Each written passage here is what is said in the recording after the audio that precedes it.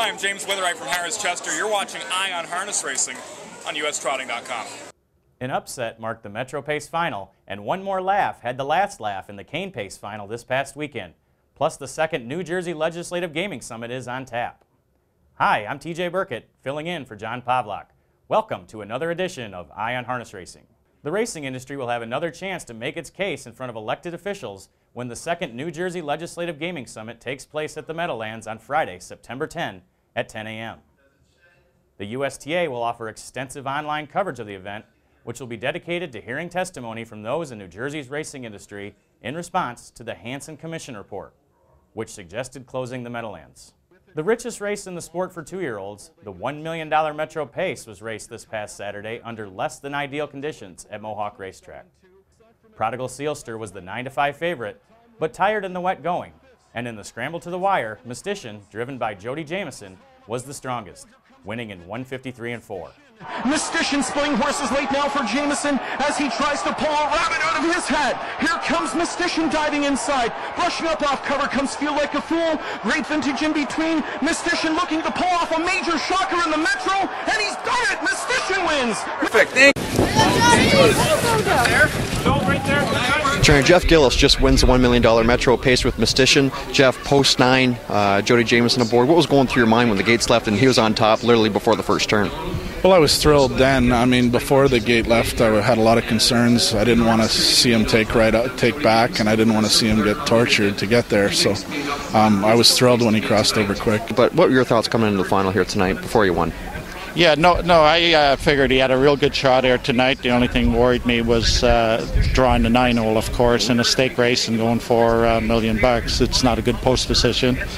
But the last week he did race big, and that was his first start back in about 4 weeks. So, I mean, he was probably a little short last week, and Jody didn't really get at him too much. So we figured tonight, a week later, he should be a lot tighter, right? Harness Racing's greatest century comes to life in the pages of 100 Years in Harness, richly illustrated with some of the most evocative photos ever taken. Order your copy online, and better yet, order more to give as gifts. Also at Mohawk this past Saturday, in the $780,000 Canadian Pacing Derby, Won the West and driver David Miller added their names to the roster of greats who have won this historic race for older horses in the past 74 years. Shark Jester was looking to repeat in the Derby and was in the lead, but broke stride before the three-quarter pole, which made the race a scramble from that point on. But Won the West was on the outside, avoiding trouble, and came on to win in 151-2.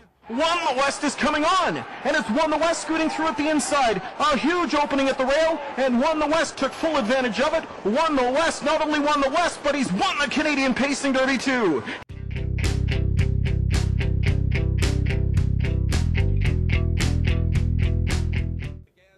The opening leg of the Pacing Triple Crown, the $300,000 Cane Pace, was the Labor Day feature at Freehold Raceway, where the result was a laugher. One More Laugh went to the post as the odds-on favorite for driver Tim Tetrick and trainer Ray Schnicker. The son of McArdle grabbed the lead early and held on to it throughout the mile on the way to a 150-3 win, a new stakes and track record.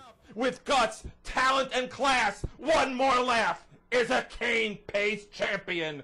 What did you think of the race and the way it's set up? Good once he got Sears in the 2-hole, and I thought we were in control of the race. It was good, and the guy coming first over was a little weak. That kind of helped us. I guess get the rail. The job is just to protect that position. And best place on the track. What about the judge? Hopefully draw the rail there. But he should be okay there.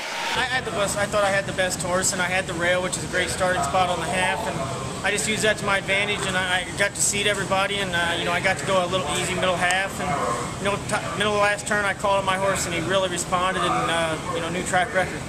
Given a stakes-filled weekend, one might expect many outstanding performances would be recorded on this week's Trackmaster Speed List.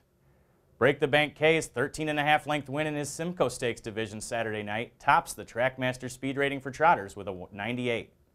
While Joey the Czar's track record performance at Batavia Downs resulted in a 107 rating, topping the list for pacers.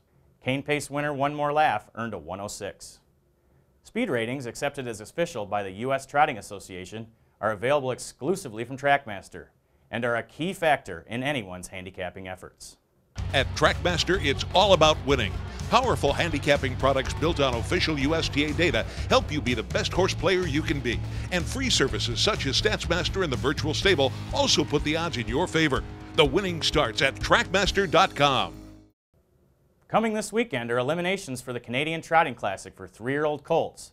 7 years ago, Mr. Muscleman held off a hard-charging Muscle King to win the 2003 edition of the Classic, in what was then the richest event in Canadian harness racing history. Here comes Muscle King and Steve Condren on the outside. Muscle King on the outside. All out is Mr. Muscleman. Steve Condren moving up with Muscle King hanging on. To win it is Mr. Muscleman and Ron Pierce.